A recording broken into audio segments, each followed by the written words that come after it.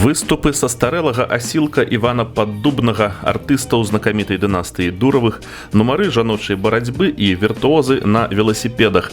Гісторыя магілёўскага цырка мае некалькі адносна кароткіх, але яркіх эпізодаў. У 19-м пачатку 20-го стагоддзяў горад адносіўся да ліку тых губернскіх гарадоў, у якіх не было свайго цырка.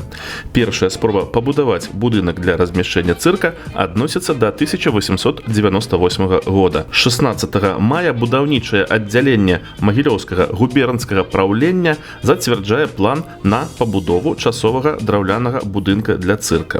Ці быў рэалізаваны гэты план невядома, але ў 1912 годзе гэтая тэма становіцца актуальнай зноў.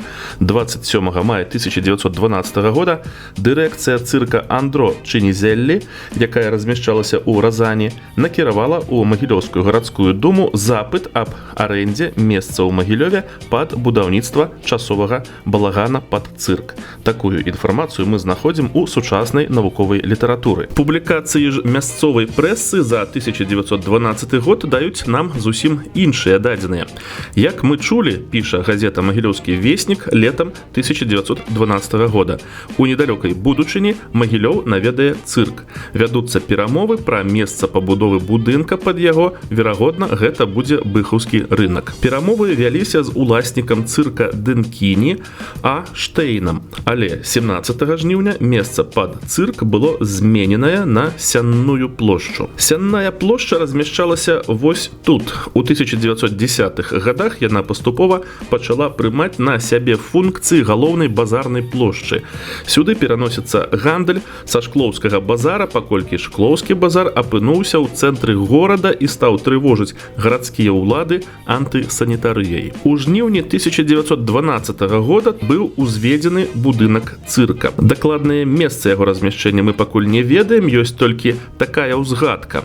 У турэмным завулку, а гэта за сучасным тэатрам лялек, красуецца невядомага паходжання балота, іранізавалі журналісты Магілёўскага весніка. Хаця і лагуны, і Дэнкіні, гэта словы, безумоўна, італьянскага паходжання, усё ж няёмка мець каля цырка балота. Свой першы сезон магілёўскі цырк рыхтаваўся адкрыць у апошніх чыслах жніўня 1912 года, але гэтаму перашкодзілі шматлікія ўрачыстыя мерапрыемствы, прысвечаныя стагоддзю вайны 1812 года. Таму прэм'ерныя паказы цырка прыйшлося адкласці на некалькі дзён. Атракцыённы цырк Дэнкіні на Сянной плошчы сталі паяўляцца рэкламныя блокі ў мясцовай прэсе.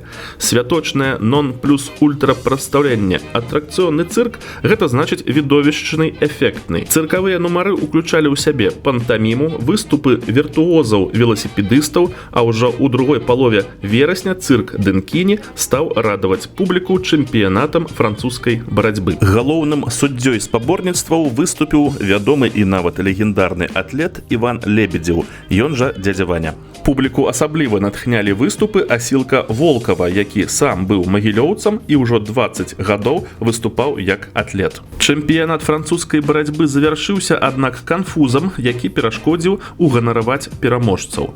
Атлет Волкаў падняў свайго суперніка Мілано і кінуў на зямлю так неасцярожна, што той ударыўся галавой аб бар'ер і непрытомным быў вынесены за кулісы.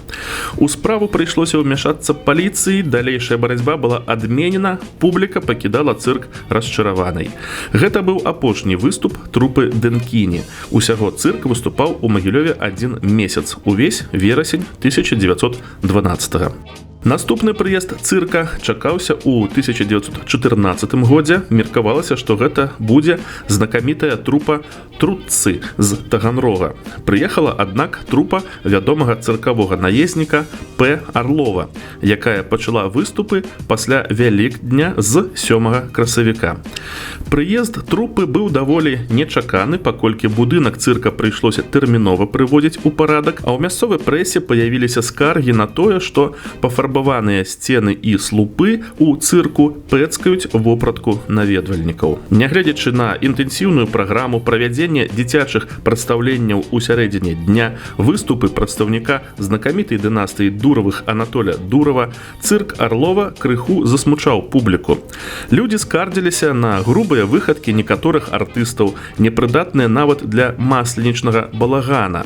Скардзіліся на пыльны дыван на арэне, але больш за ўсё на аднастайнасць рэпертуара. Гэта ўсё адлюстравалася на зборах, яны моцна ўпалі, так што дырэктару цырка прыйшлося тэрмінова выпісваць у Магілёў артыстаў жаночай французскай барацьбы. Сезон 1914 года доўжыўся таксама 1 месяц. Пасля Першай сусветнай вайны, рэвалюцыі і грамадзянскай вайны ў Магілёве зноўку задумаліся над неабходнасцю стацыянарнага будынка для цырка. У 1932 годзе дырэктар мастацкіх прадпрыемстваў таварыш Бернардаў адзначаў у сваім звароце ў райкам партыі, што існуючая сетка культурных устаноў у значнай частцы не здавальняе запатрабаванні працоўных горада. Улічваючы палітычную значнасць масавага мастацтва для працоўных, ён прапанаваў пабудаваць летні будынак з перспектывай далейшай яго перабудовы на зімні з ацяпленнем. Гэтай перабудовы так не адбудзецца, а месцам размяшчэння стала саборная плошча насупраць Іосіфаўскай царквы. У якасці уваходнага партала для цырка 1930-х гадоў была прыстасаваная арка саборнай плошчы. Сваёй пастаяннай трупы магілёўскі цырк не меў, прадстаўленні ладзілі гастрольныя трупы з іншых гарадоў СССР. Найбольшай папулярнасцю у магілёўцаў карысталіся выступы французскай барацьбы. Сярод запрошаных артыстаў быў і знакаміты Іван Паддубны. Праўда, атлету было ўжо тады далёка за 60. Захаваліся ўспаміны гледачоў цырка, што ў адной са схватак Паддубнага перамог невядомы аматар-магілёвец. Супрэматычны па-мадэрнісцкі аформлены будынак цырка згарэў у першыя дні Вялікай айчыннай вайны. Вось яго пляцоўка з абгарэлай аркай, занятая нямецкай вайсковай тэхнікай на фотаздымку часоў акупацыі. Цырк магілёўскі згарэў і больш у горадзе не адрадзіўся.